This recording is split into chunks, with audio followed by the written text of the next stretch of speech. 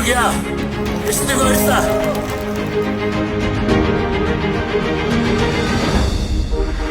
Тэгвэл энэ удаагийн 9 дахь сонгуул нь бидний сүүлийн 4 жил манлайлан өөрчилсөн үндсэн хуулийн нэмэлт өөрчлөлтийн хүрээнд явагдаж байгаагаараа онцлог бөгөөд алсан Монгол улсын төлөө өөрсдөө их төлсөн үйл хөдлөлтөд цэмэглэх үр шимийг нь иргэдэд хүлээн бүхэн хариуцлагатай сумын хамтдаа хийдэг.